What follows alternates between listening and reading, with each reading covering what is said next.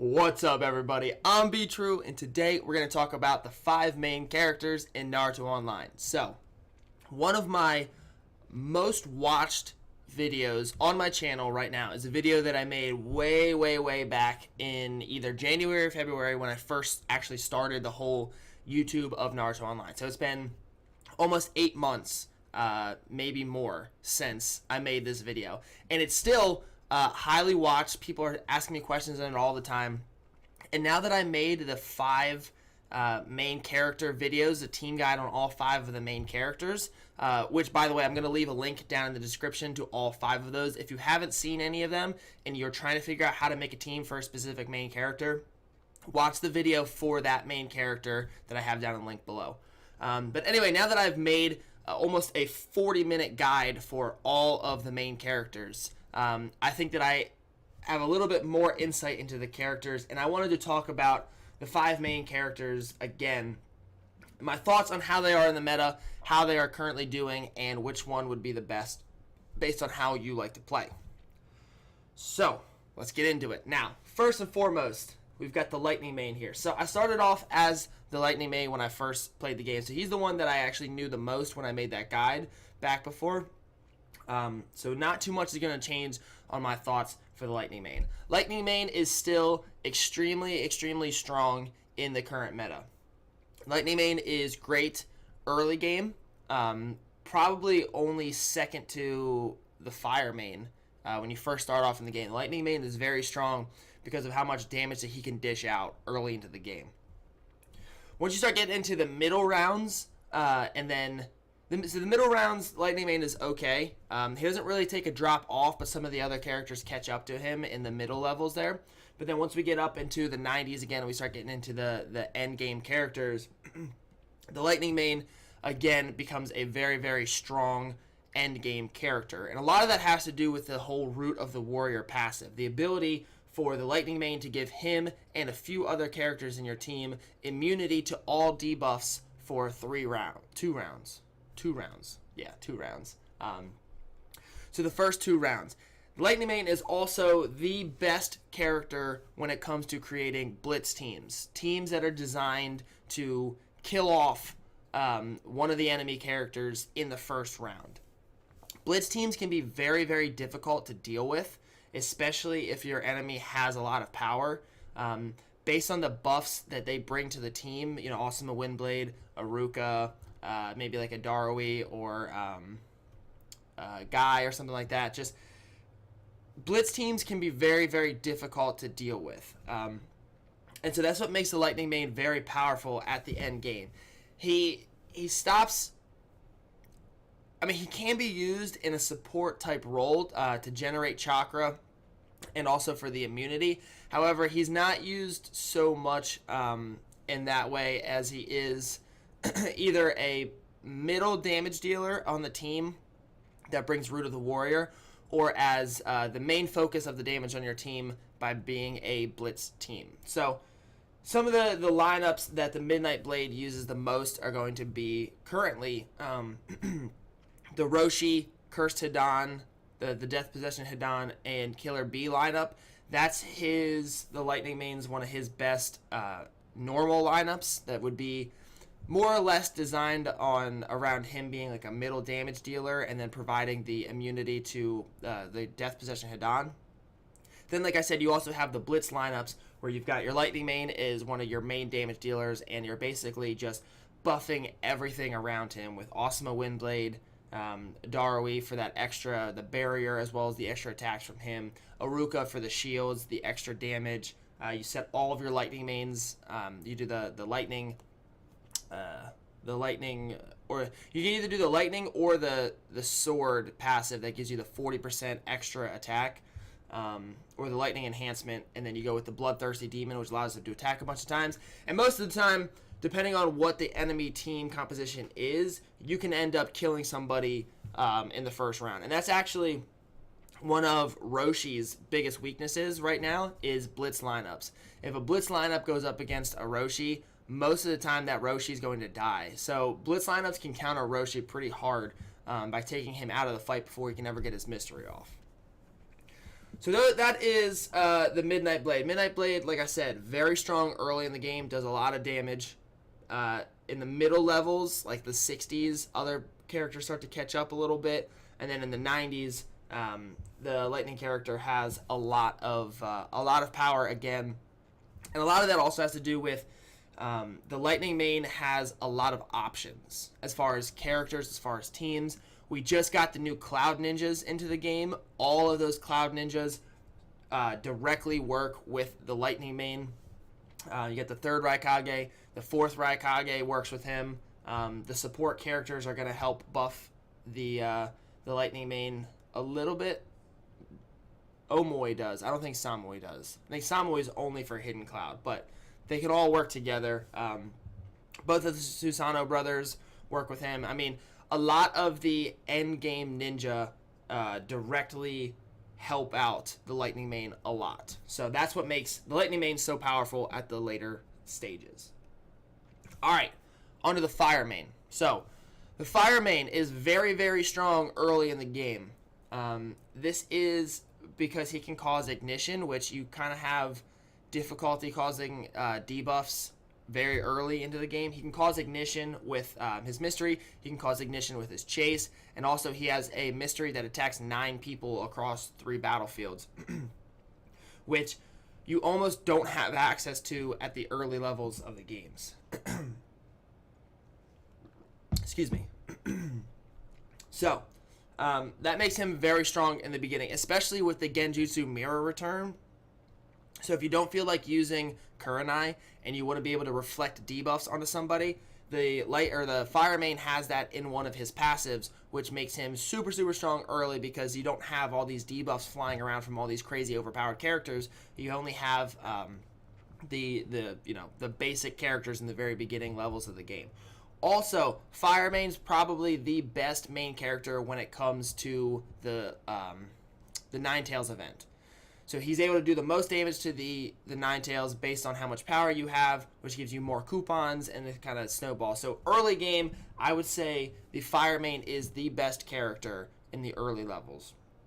Once you start getting up into the 60s, he kind of falls to about middle of the pack, and then into the 90s, I would say he's probably either the worst or second to worst, maybe behind the Wind main. But that I would say he's probably the worst. I'd say the Wind main is better than him when it comes to endgame meta characters. So, the problem is the Fire main doesn't really excel at anything, like any one thing, if that makes sense. He's sort of a jack of all trades, which early in the game is awesome. It really helps you out. It really rounds out your lineup and makes your teams really strong. Later in the game, when every single character in your lineup is there for one specific reason to do one thing really, really well, having a character that doesn't necessarily excel at anything is really difficult, right? So you can go with the mystery that shields your team and make him a supporty character. But that's really the only support that he adds to the team. He doesn't add support in any other way, except for maybe with the Genjutsu Mirror return, right?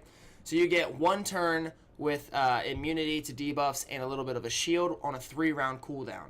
That's not really a support character, right? His damage is lackluster. He doesn't really hit all that hard. He can cause ignition with his chase, which is, pretty helpful, but again, he's not really doing damage in any other way, which is kind of why he just doesn't really, you can surround him with super, super strong ninja, right?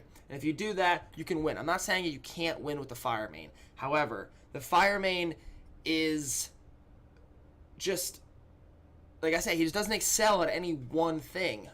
He's not a great support character. He has no healing. Well, he does have healing. He's got the ninjutsu urge, so he can provide some healing. So I guess that makes him a little bit better as a support character. But he doesn't really do damage all that well unless you are super, super, your power is crazy high compared to whoever your opponent's going to be. And because of this, he doesn't really have ways of buffing, some of the end game super meta characters. Jonin Minato. The Masked Man does work with him, absolutely. However, that's, again, like adding another support character. So you have 2 support characters. You have to fill it out with some damage somewhere else. But, the Susanoo brothers would work with him. That's fine. Danzo works with him. Sage Jiraiya works with him. But he just doesn't really have a plethora of options when it comes to endgame ninja, and he doesn't excel at any one thing, which is why I would say when it comes to the endgame, he is the worst character when it comes to PvP. Still the best when it comes to fire or the Ninetales. Always going to be the best when it comes to the Ninetales. Really good early on. If you want to have the best chance of winning when you first start this game, I would say pick the Fire main, because he's going to give you a lot of advantages early in the game, and then once you hit level 60, when he starts to kind of fall away, you can switch to any of the other main characters. So it's always an option for you. Next up, Water main. Water main, early on, not very good. Middle rounds, again, still not really good. The Water main is primarily used as a healer in all meta teams. Early in the game, she doesn't have a bunch of healing options, and her ninjutsu and all your stats are so low that she really doesn't heal much at all, which is, kind of a problem. Now, she can do some damage with some of her skills, and she has a guaranteed chaos in her chase once you unlock Neurotoxin and the Chakra Dissection Blade. And you also have the ability to cause AoE chaos with her Super Shark Bomb, which makes her pretty good, like middle of the pack. I'd say probably middle of the pack in the middle rounds, right? But when it comes to the late game, she is used almost exclusively as a healer. Mystery skill heals the whole team, removes all debuffs. Standard heals whoever has the lowest health, removes all debuffs. Then you have the passive healing tips, which increases all healing to your team, not just the healing that she does. It increases healing from everybody. So she is, I'd say, probably tied. Maybe just like one step below the Earth main when it comes to end game ninja level 95 and everything. Like, if this is the Earth main, the Water main is right there. I mean, it's so close. It's hard to really say. It's gonna depend a lot on what ninja you have and what you're trying to do in order to keep them alive. So, like I said, she is great for healing, and the reason that she is so top tier when it comes to endgame is because of her healing. She's able to keep these insanely strong ninja alive when it comes to fights. So you got Jonin Minato. You got to keep Jonin Minato alive so he can continue to scale and do a bunch of damage. Roshi, same thing. He's got to continue to scale, do a bunch of damage. These Cloud Ninja, all these characters that are like hyper carries that do a shit ton of damage, she's able to keep them alive through the healing. She removes the debuffs from them so they're able to continue doing their stuff. And that's why she is N tier right now. Also, she has the Poison Tai passive, which every time you do some sort of taijutsu damage to the enemy team, you layer a stack of poison, and poison can stack multiple times on an enemy. So you can get to the point where you're just stacking AoE poison onto the whole enemy team. So not only do you have a lot of damage through whatever characters you have, but you can also start to whittle them down through the debuffs as well.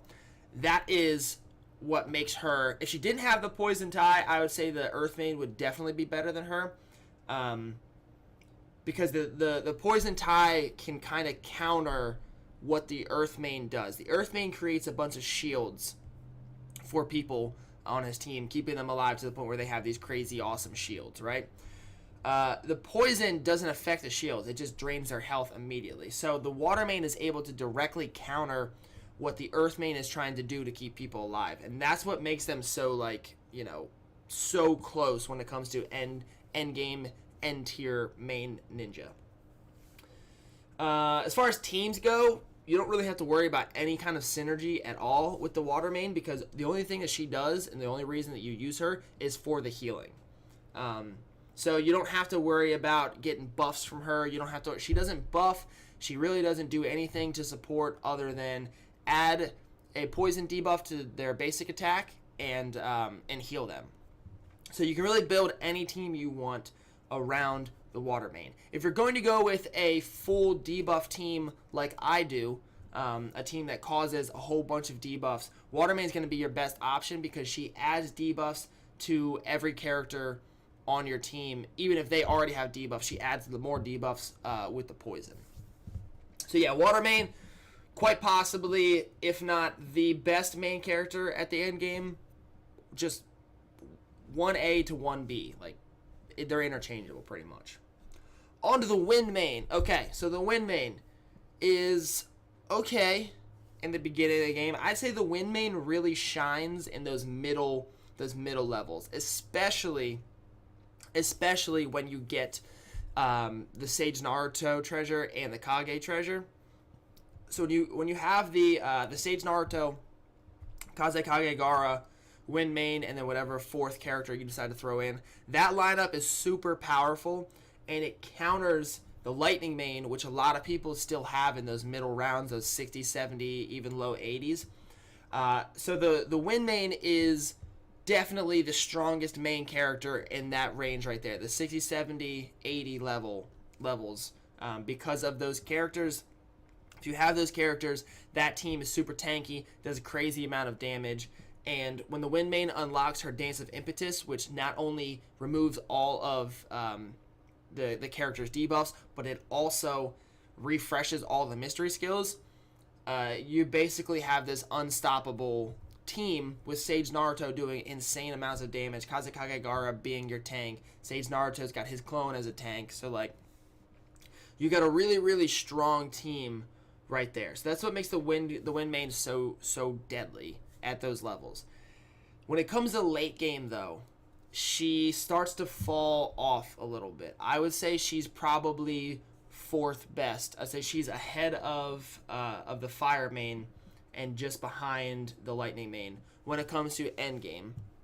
She's really a one-trick pony kind of character. She's all about the Dance of Impetus. It's all about getting a character that has a high cooldown, high damaging mystery skill and allowing them to do that back-to-back rounds.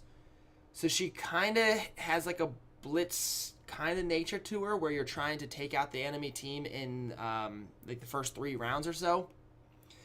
The problem is she doesn't really do anything else all that well. She can give you clones to kind of absorb some damage. She can spawn up clones. That's okay. If you want some sort of a front line in the beginning, that's okay. She's good at buffing a bunch female characters. The problem is there aren't a ton of end game female characters. You'll have Angel Conan, fifth Hokage Tsunade, Kushina, the Ninetales version. And that might be it right now. Yeah, so she doesn't have a ton of options when it comes to her teams. Now, you can put Jonin Minato on her team. Obviously, he's a win character, she's a win character. But the problem is Jonin Minato's kit has almost a built-in Dance of Impetus in it, right? So she doesn't really buff, or she doesn't really help him with the whole Dance of Impetus at all, because his kit is made to refresh his own cooldown, and then he's supposed to be able to get his mystery off every turn, and so I guess you could say she's also kind of good as an anti-buff support character, because she has the mystery where she can remove buffs and immunity from the enemy team in the first round. She has the Sage Art Dust Wind or some shit like that. You could use that if you really are struggling with like the Lightning main, for example, right? With his Root of the Warrior, because of the Root of the Warrior, you can't get off whatever you're trying to do with your team. You could use that. The problem, however, is there are other characters that are being introduced to the game that do that better than the Wind main. By just having the Wind main there to get rid of immunity, you are really handicapping yourself as far as you're having one character in your lineup that does nothing but removes immunity. And that can be a big problem. Han does that so much better than she does, because not only are you getting somebody who can remove those debuffs, you're getting a really good tank with super armor that can't be comboed, so you can put just damage behind him. And Han can use a mystery. Like, his mystery changes after you use it the first time. Hers doesn't. She just removes shields, buffs, and immunities. That's it. Han does everything that she does in that instance, but better. And that's kind of why she falls off. Because you get these end game characters that do everything that she does, but just better. So she really is a one-trick pony when it comes to the whole Dance of Impetus thing. And I just say that she really isn't all that good in the end game. You're not going to see a ton of people using her unless they're still sticking with the Sage Naruto Kazekage Gaara team. And that team really gets outscaled as we start to get to some of these crazy ninja that are being released. Yeah. She doesn't really have... She can remove debuffs from only females, I believe, right? I think so. She can remove debuffs from females, so she is... she's more of a support character, but like I said, you just have much better options in your support characters between the water main and the earth main. So that's why I would say when it comes to late game, she would be 4th best as of the time of this game. Over in China, they buff and nerf the main characters every now and then, which eventually comes over to us. So I can't speak on that, but as of right now, that's where I would put her. Finally, we got the Earth Main, and like I said, Earth Main is quite possibly the best main character endgame, if not tied. And that is because he is almost horrible in the beginning levels and the middle levels. All the other characters are way better than him up until you get to the point where you are late game. You've got, a good amount of stats onto your characters. The fights start lasting longer because people have more health, they have more defense. And the Earth Main's biggest thing is he is a very good support character. And he's able to keep characters alive, which is sort of what the game turns into post level 90. Like, after you pass level 90 and you start getting these super strong characters like the Raikages, the Susanoo brothers, the six-tailed version of Naruto Chakra Cloak, once we get Madara and KCM Naruto in the game and everything like that, like, it's all about keeping those characters alive, right? So the Earth Main is able to provide shields to 2 characters every standard attack with the lowest health on your team.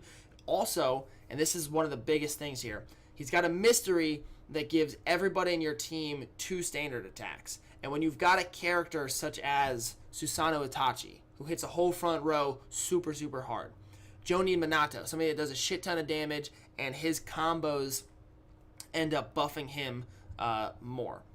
You've got, characters like the 4th Raikage. Like, all these endgame characters, even Cursed Hidan. I mean, all these endgame characters that would benefit hugely by a 2nd standard attack, he can provide that to them.